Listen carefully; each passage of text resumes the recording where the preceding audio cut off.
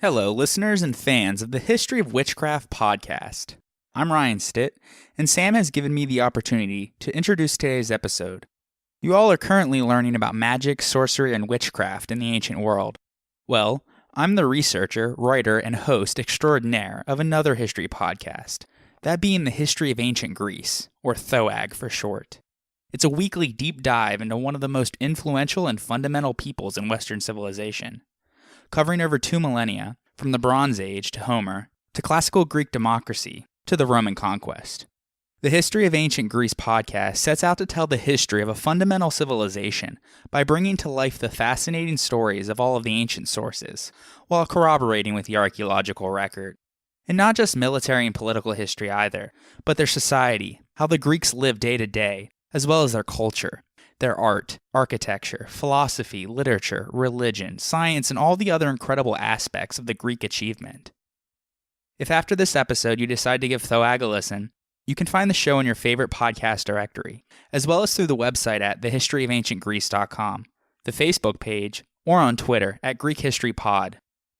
But before I let you go, I would like to leave you, listeners of the History of Witchcraft podcast, with an interesting passage about the origins of the blind seer Tiresias, which should tie in quite nicely with today's episode. Quote, Tiresias once saw 2 snakes mating. He wounded one of them and was changed into a woman. Apollo prophesied that if he saw 2 snakes mating again and wounded one of them, he would be turned back into a man. Tiresias watched for an opportunity, did what the gods said, and was turned into a man again. Zeus had an argument with Hera, maintaining that women derive more pleasure from sex than men do, whereas Hera claimed the opposite. They agreed to ask Tiresias, since he had experience of both sexes. He said that men get 10% of the pleasure, women 90%. This angered Hera, who stabbed him in the eyes, making him blind. But Zeus gave him the gift of prophecy and a lifespan of 7 generations. End quote. Fragment 37, Dicarchus of Messana.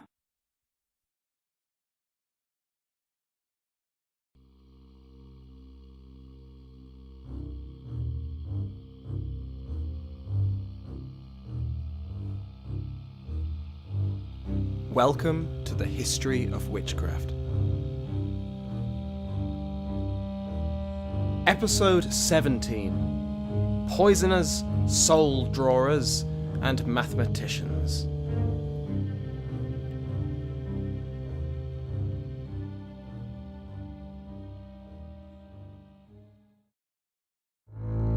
And Hermippus has something else to say about Pythagoras, for he relates that when he was in Italy he made a little chamber under the ground and told his mother to write down what happened on a tablet, indicating the time at which things took place and to send them down to him until he came up again.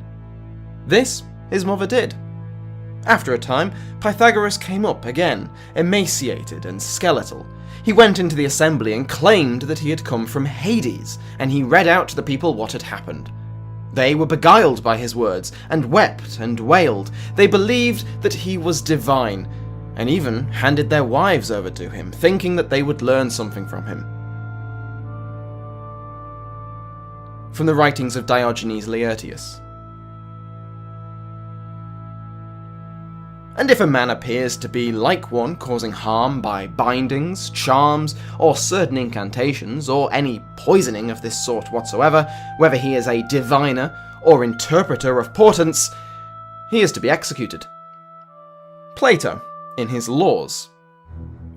O wealth, kingship, and triumph in the battle of life's arts, how great the envy you have allowed to accrue for me. If it is for the sake of this office, which I did not want, but the city gave me as a gift, that trusty Creon, who was my friend from the start, now secretly stalks me, and is eager to cast me out. For he has suborned this mage, a stitcher of devices, a deceitful beggar priest, who can see only profit, but has a blind art. Come, tell me, how can you be a percipient diviner? How was it that you did not utter something to deliver these citizens when the Sphinx was here? Her riddle was not going to be solvable by just anyone. True prophecy was required, but it became all too clear that you had no prophetic knowledge, either from the birds or from any of the gods. But I come along, ignorant Oedipus, and I stopped her. I hit home with pure intelligence, not with anything I learned from the birds. This is the person you are trying to cast out, in hopes of becoming right-hand man at Creon's throne. I think you and the contriver of this plot will regret your attempt to expel me as polluted. If you did not have the look of an old man, a beating would have taught you how presumptuous you are. Oedipus in Oedipus Tyrannus by Sophocles. Hello everyone, and welcome back to the History of Witchcraft podcast. Last week, we looked at how the Zoroastrian Persian empires thought of witchcraft. We travelled into the afterlife to see what punishments awaited those who allied themselves to Ahriman, and heard about a few healing rituals that were meant to ward off sickness-causing spirits. This week, we remain in the classical era as we examine the ancient Greeks, whose culture and politics played an incredible role in the later society of the Roman Empire, and, through Rome's domination of Europe, in the development of Western Civilization. The period we're looking at today is roughly between 1200 BCE until around the 3rd century BCE. In this period, prior to the reign of Alexander the Great and his subjugation of the Greek and Persian worlds, the Greek world is a fractious, squabbling array of city-states and kingdoms stretching from the western Mediterranean to the shores of the Black Sea. Names like Sparta, Athens, Corinth, and Thebes remain in the popular mind as icons of Greek civilization, but these polis, or city-states, were sometimes rivals, sometimes allies. In the face of Persian aggression, the Hellenic polities managed some level of cooperation, but even facing down total subjugation, the Hellenes remained at each other's throats. Divisions between democracies, tyrannies, and kingdoms were rife, as were differences between Dorian, Ionian, and Aeolian Greeks.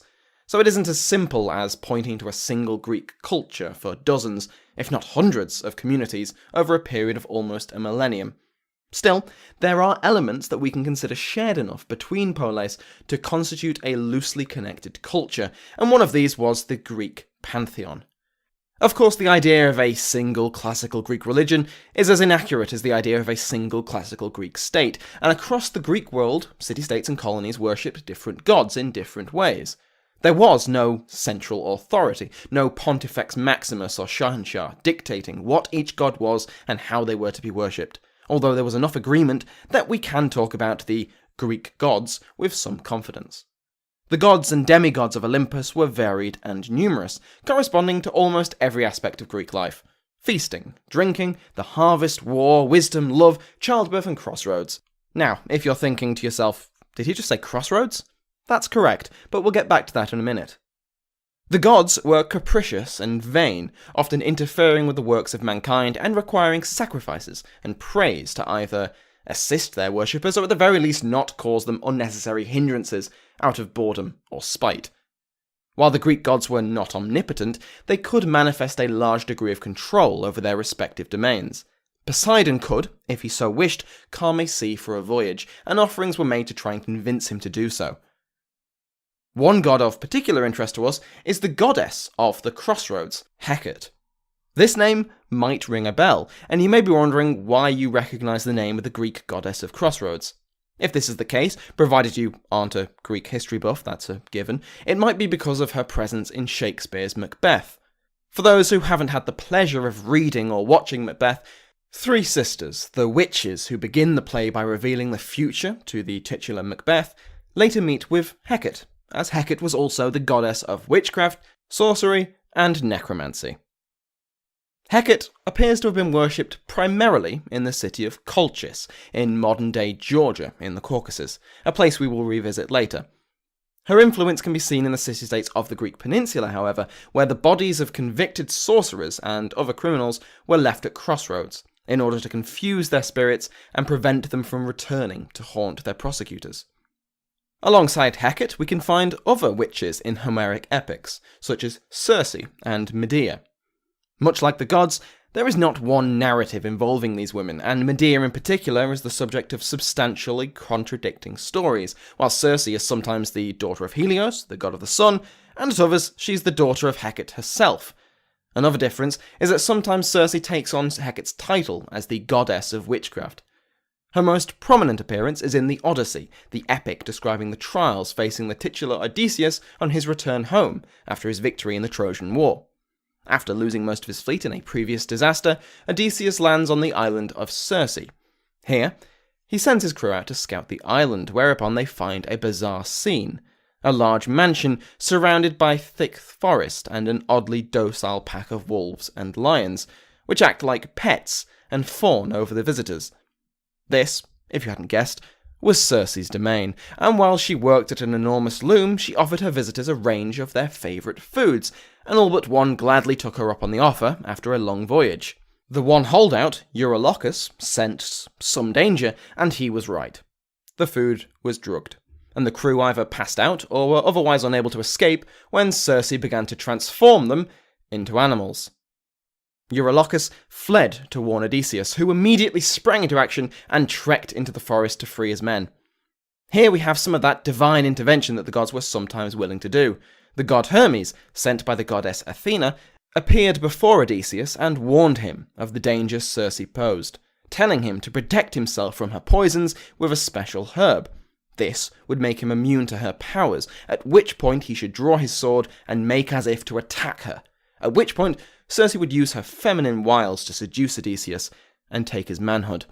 Odysseus, obviously not entirely keen on that outcome, finds out how to prevent this, which is essentially to make her promise not to take his manhood. When Odysseus reaches Circe, he follows this divine advice and succeeds in rescuing his crew. At this point, they stay with Circe for another year before setting off again with new directions from the goddess, who bore Odysseus 3 sons who would gain their own place in the canon of Greek literature. Circe largely comes off as rather benign. Sure, she roofied every person that came to her island and transformed them into her pets, but she was a goddess, that's just the thing they did. Medea, on the other hand, is another story. Medea hailed from the lands of Colchis, a daughter of King Aeetes, who was married to Circe's sister, making Medea Circe's niece.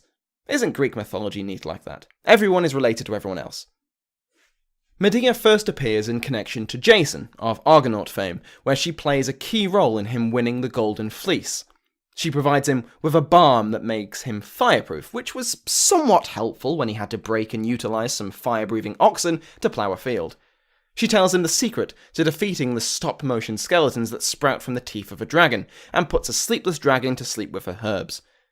She assisted Jason on the promise that, should he succeed, he would marry her and take her away. Which of course he did, receiving the Golden Fleece and returning home. But on the way, in order to slow down the pursuing King Aeetes, who wasn't particularly pleased that Jason had just run off with both the Golden Fleece and his daughter, Medea's brother, Prince Absyrtus, was killed. Now, some tellings say that it was Medea that did the deed, murdering her brother and dismembering his body for her father to find. Others say that it was Jason, in self-defense. Either way, this was a heinous crime, and so the Argonauts stopped off at a familiar locale, Circe's Island, where dear Aunt Circe purified the Argonauts of the crime of Absyrtus's murder. So Medea is either a love-struck herbalist who stood by while her brother was killed, or a cunning priest of Hecate who wielded great knowledge of poisons and herb lore and coldly murdered her own brother. However, her story, after returning with Jason, certainly leans more towards her being a ruthless witch.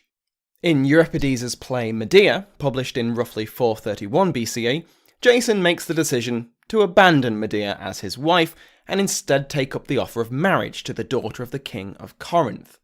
But Jason, oh so generous Jason, is not going to kick Medea to the curb. No. She can stay as his mistress. That way, he gets the best of both worlds. Now, how do you think a proud sorceress with divine heritage, incredible knowledge of poisons, and a proven ability to commit heinous crimes against her family will react? Yeah, Jason done messed up.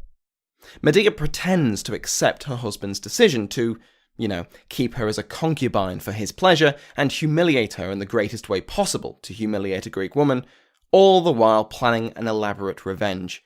She kindly offers Jason's new wife, and her replacement, a lovely golden robe as a wedding gift, with the garment dosed with a powerful poison.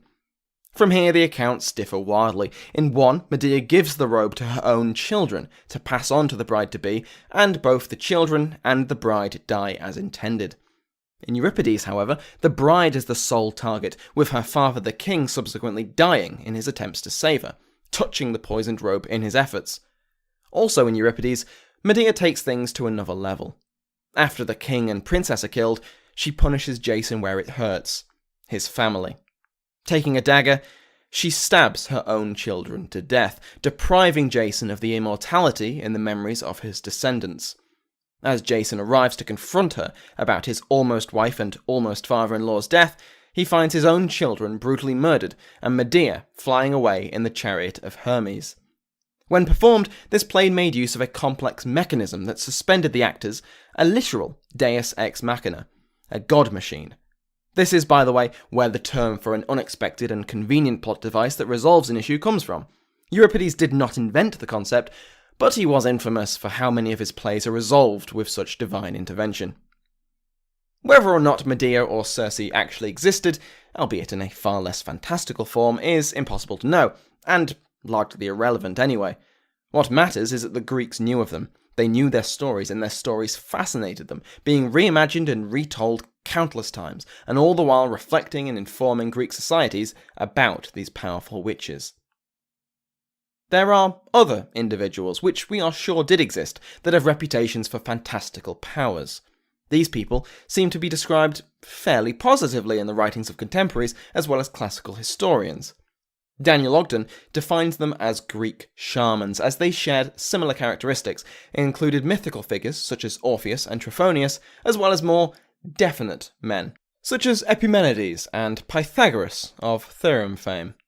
These shamans were said to have the ability to manipulate their own souls, either by detaching them from their bodies and traversing the landscape, putting themselves in a kind of suspended animation to prevent aging, reincarnation, and the power to bilocate, or to be in two distinct places at the same time.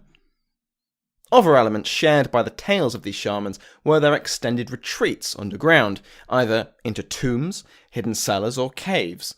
After months, years, or in some cases decades, these men would re-emerge, enlightened by their journey to the underworld and granted powers of divination, control of the elements, and healing abilities. Their powers and wisdom were considerable. After spending 57 years in a cave, Epimenides emerges to find himself the same age. His fame from this miracle was such that when Athens was suffering from a plague, they sent for Epimenides to purify the city. In one account, Epimenides brought both black and white sheep into the city, gathering them on the Areopagus, a rocky outcrop near the Acropolis used for trying crimes. Then, he let them go, allowing them to wander hither and thither, ordering his companions to follow the sheep. Once the sheep got tired and lay down to rest, the companions sacrificed them to whichever deity had their shrine closest.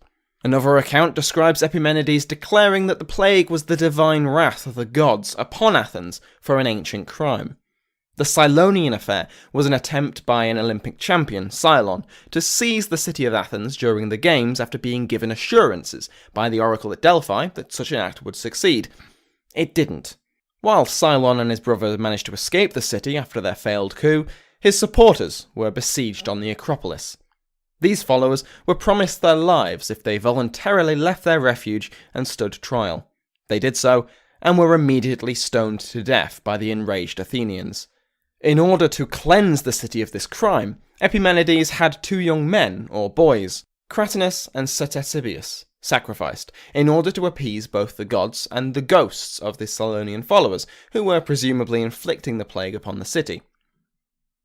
Now, aside from giving bored school children the exciting ability to work out the length of the third side of a triangle, Pythagoras was also said to have incredible powers. I read an excerpt of Diogenes Laertius's writings on the man at the beginning of the episode, where Pythagoras gains his powers through his descent to the underworld, and his immediate following upon his return.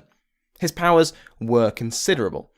This next quote is quite long, from Porphyry's Life of Pythagoras, but I think it's worth hearing in its entirety since it describes the powers attributed to Pythagoras as well as those gained by his companions.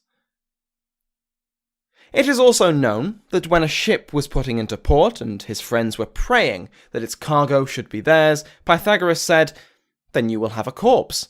And the ship duly arrived with a corpse on board.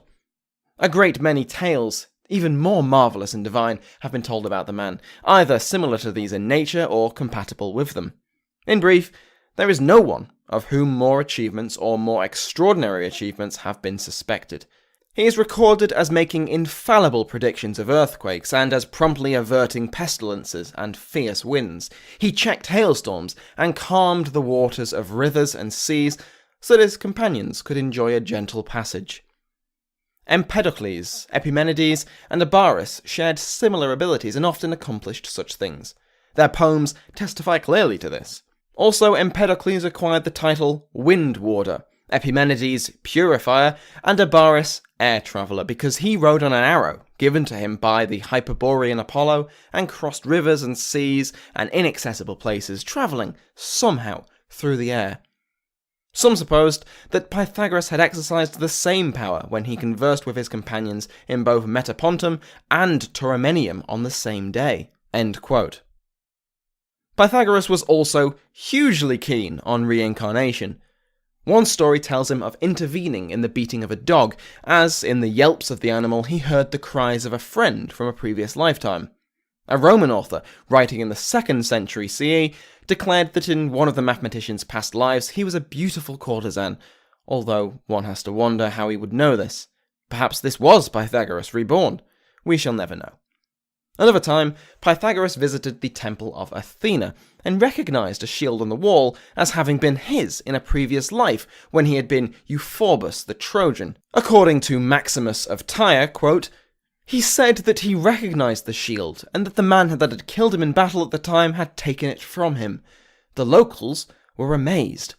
End quote. Granted, if this tale actually took place, then Pythagoras would already have a reputation for magical abilities and reincarnation, but still.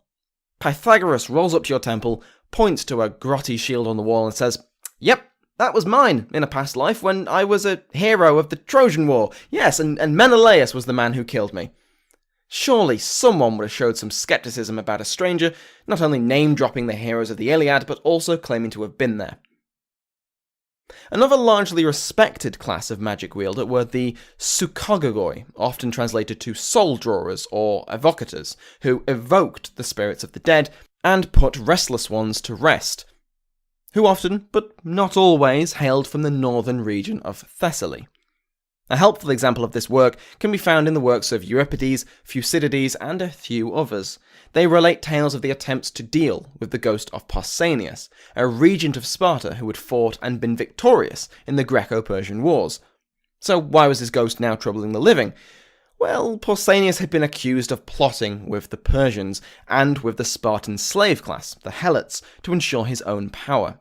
He was, after all, merely regent for the young king of Sparta, but with the support of the Achaemenids he could be king not just of Sparta, but of all Greece. When a letter emerged stating his treasonous intentions, Pausanias fled to the temple of Athena, seeking sanctuary. In response, the Spartans bricked up the doors and windows to starve him out. On the brink of death, he was removed from the temple, and according to Thucydides, he died immediately upon his removal. According to another Pausanias, the regent Pausanias had murdered a Byzantine girl, Cleonice, in a fit of guilt over his planned treachery, and this girl's spirit haunted him, and only his death could subdue her ghost. According to Pausanias the writer, it was this haunting that prevented the regent from receiving protection from the temple. Despite trying to avoid polluting the temple with his death, the ghost of Pausanias apparently haunted it for some time, only leaving when the Spartans erected 2 bronze statues of Pausanias on the orders of an evocator. Ogden argues that Thucydides attempted to rationalize the telling of the haunting of Pausanias without discussing his ghost. He describes how the Spartans initially intended to throw the regent's corpse into a crevasse, only to change their mind and give him a proper burial. If they had thrown the body into a chasm, it would obviously prevent a proper burial, which would, as we've seen in the previous 2 episodes, incur a spirit's wrath. This would require the service of an evocator to remove, something Thucydides had no intention of humouring. So in his account, the Spartans quite conveniently don't do the thing that would definitely irritate Pausanias' spirit. Thucydides skirts the issue of requiring evocators by stating that the Spartans had erected the statues on the order of the oracle at Delphi. Aha, perfectly rational. It had absolutely nothing to do with an evocator. Why on earth would you think that? Goodness, no. Yeah. Of course, not all magic wielders were as respected as Pythagoras and his ilk. If we think back to the tales of Medea and Circe, their use of poisons and drugs to commit evil deeds would not be unknown to Hellenistic Greeks. The word for which, pharmakis, was essentially the same word for poisons, pharmaka.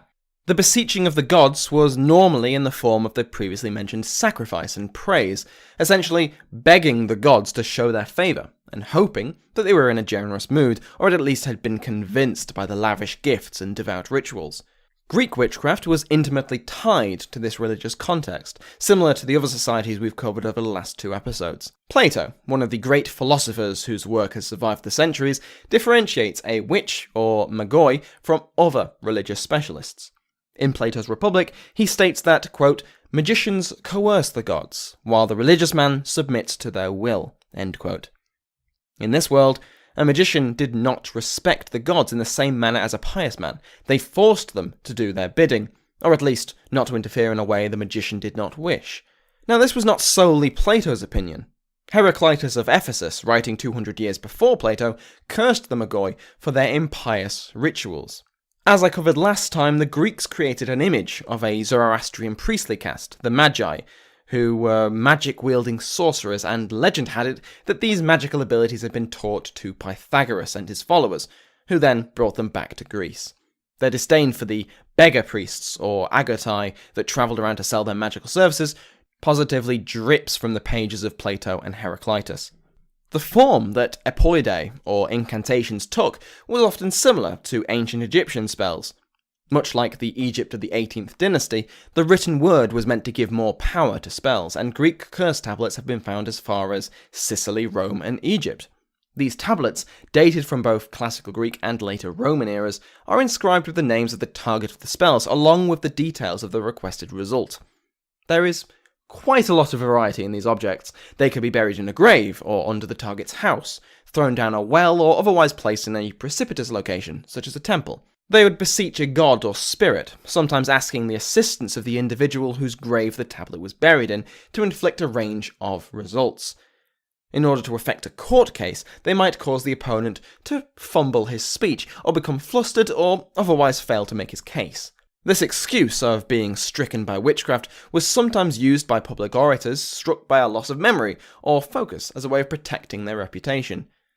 Tablets were also used for romantic reasons, if you consider calling on supernatural beings to woo your prospective lover romantic. These tablets were accompanied by crude dolls of the target, often with the hair or the fingernails of the lucky person, to increase the effectiveness of the spell. These dolls have been found penetrated by nails in various parts of their anatomy, which to me doesn't suggest a pleasant spell was cast. I've put an image of one of these dolls on the Facebook page. This doll was found inside a clay pot in Egypt, along with a lead tablet that stated that, quote, the gods have the right to drag her by her hair, by her guts, to give her no comfort of food or sleep until she is obedient to me, Serapamon. End quote. Now clearly this was a romance surpassing even Romeo and Juliet. Other love spells, and I am again stretching the definition of love quite substantially here, are just as unconventional to modern ears. Quote, an incantation to be recited 3 times over an apple. I shall throw apples at, I shall give this charm, always appropriate and edible for mortals and immortal gods. Whatever woman I give the apple to, whatever woman I throw it at and hit with it, may she go crazy with love for me, forgetting all about everything else, whether she takes it in her hand and eats it, or lays it in her lap. May she not stop loving me. Queen Aphrodite, born on Cyprus, make this charm work perfectly. Now, if any listeners actually want to try this charm, just don't get arrested for throwing fruit at people. Here is another love spell, this time specifically designed to motivate a farm animal to breed. Quote, grind the ashes left after burning a deer's tail, and then make a paste of the powder by adding wine. Smear this paste on the testicles and penis of an animal being put to stud, and you will stimulate its desire to mate. Smearing olive oil on its genitals counteracts the stimulus. The same procedure works for humans as well. End quote. Moving away from burnt deer tails, Daniel Ogden suggests, from the writings of Plato, that wax dolls or charms had a placebo effect. As most sorcerers were charlatans in Plato's mind, by convincing both the victim and the client of their power and showing them evidence of it, such as showing them the doll, the victim was more likely to believe that they were sick or cursed. while the client was happy to attribute any misfortune their enemy faced to the powers of their magical benefactor. But of course, spell tablets were not always intended to manipulate or cause harm, with some being buried in the graves of young children or victims of violence, those whose death had come too soon. Restless spirits were said to be of 4 types. Aerai, those who died before their time, mostly children and infants. Biothanatoi, victims of violence. Agamoi, women who died in childbirth. And Ataphoi, those deprived of a proper burial, often criminals of some sort or another. The tablets were inscribed with prayers by an evocator to aid the spirits of the deceased, or with messages for those who did not have a chance to say goodbye. Another example of neutral or positive users of magic can be traced back to the Mythic era, in a number of magical races which coexisted with ancient humanity. According to Diodorus, the Dactyls were a race of magical people, numbering either 100 or 10, born on the slopes of Mount Ida on the island of Crete. These beings were the supposed inventors of both fire and metalworking, and passed this knowledge on to mankind, alongside their practice of epodai, which is of course incantations. They also were meant to have trained the mythical Orpheus in his abilities. A similar race of magical islanders is also mentioned by Diodorus, the Telchines, hailing from the island of Rhodes. They had a hand in rearing the baby Poseidon, were the first to create effigies of the gods, and, rather confusingly, are also said, by Diodorus, to have also invented metalworking. Said to be sorcerers, they could control the weather at will, and could either manifest the evil eye, or were victims of the evil eye by envious rival craftsmen. He isn't quite sure. The evil eye is a topic for another day, likely an episode on the Romans, since they had a particularly novel way to ward off the effects of the eye. You might think it's a cock and bull story, but I assure you, you'd be hard-pressed to find better protection. But you'll have to abstain from that story for now. Laws against the use of epagogai, or charms, pharmaca, or drugs, epoidai, or incantations, and mantis, or divinations, were as varied in their location as they were in their definitions of the terms, as each polis of Greece had their own legal codes and punishments. We can speak of the Athenian legal system with more confidence, since many of the sources I have at hand are written by and for Athenians. Plato states in his laws what the punishment for witches should be.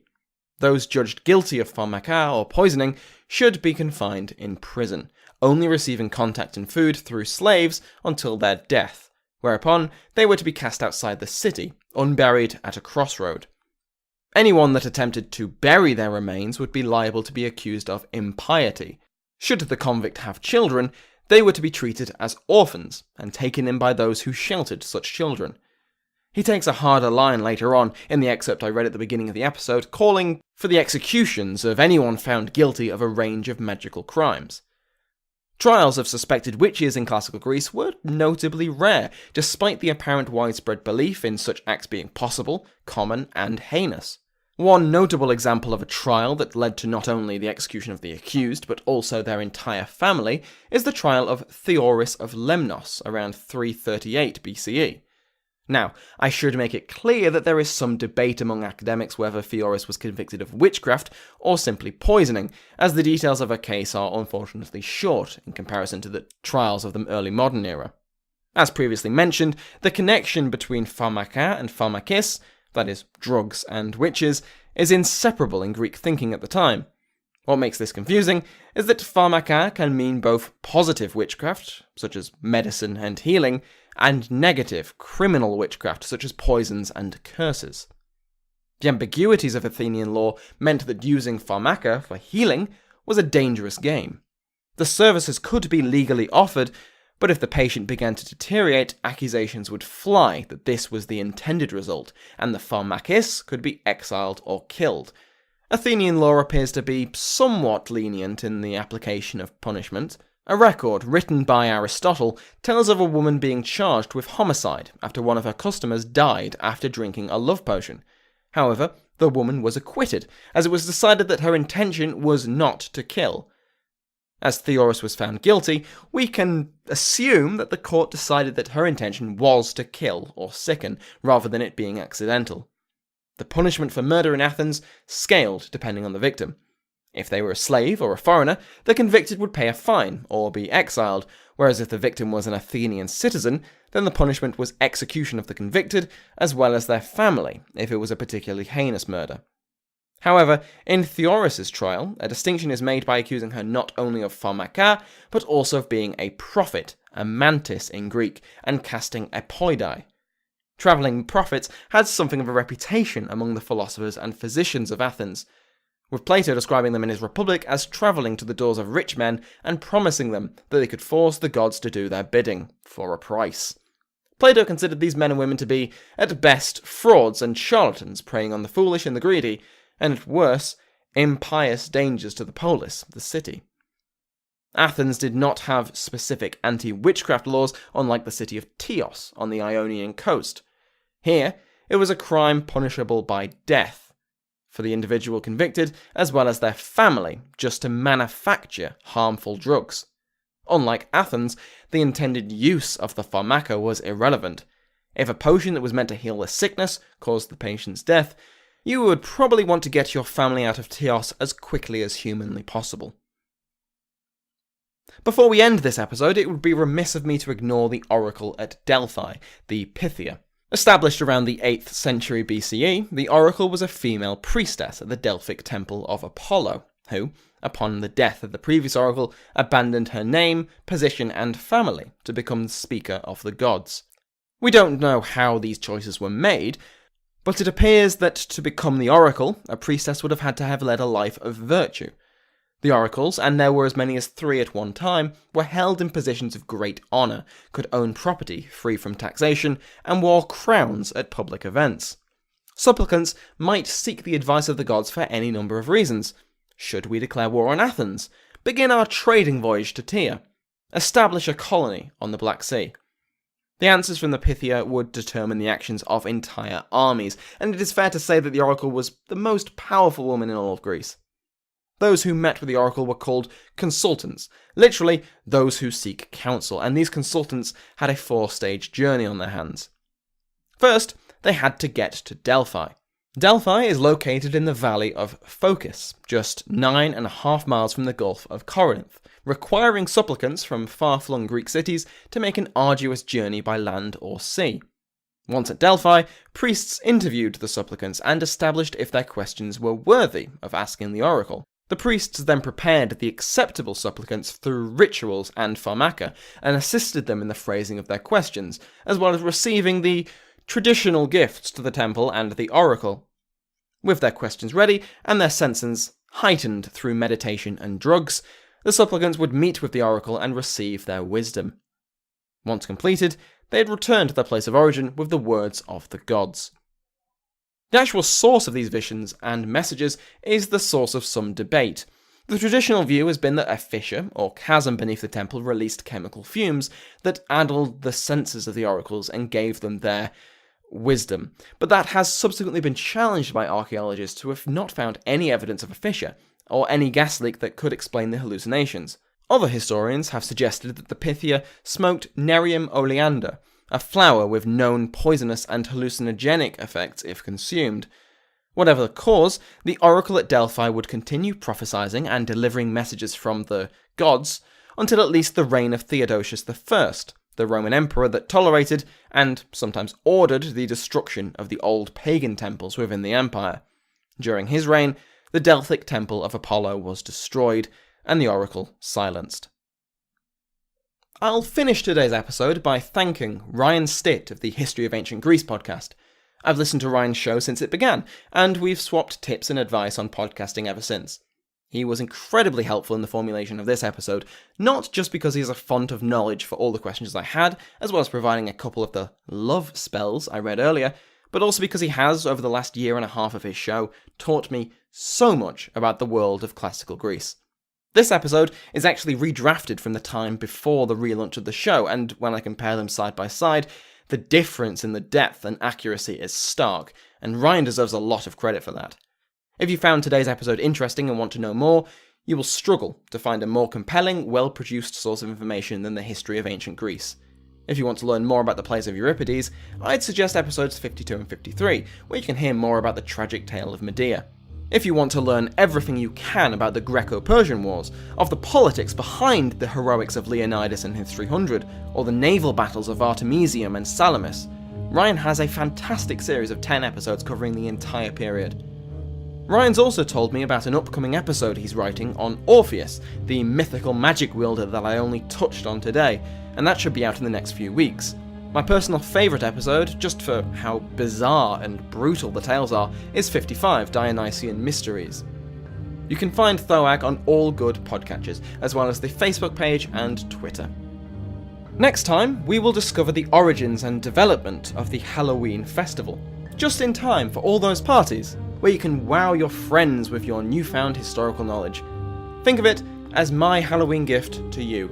No need to thank me. Although if you told a few friends where you learned this fascinating info, then I wouldn't complain. Thank you for listening to this episode of The History of Witchcraft. If you've enjoyed the episode, please consider leaving me a positive review on iTunes, Stitcher, or whichever podcast app you use. You can visit the website at thehistoryofwitchcraft.co.uk, where you will find my contact details if you have any questions. The show also has a Facebook page and a Twitter feed if you want to keep up to date. The intro and outro music have been provided by Sounds Like an Earful. Thank you again for listening.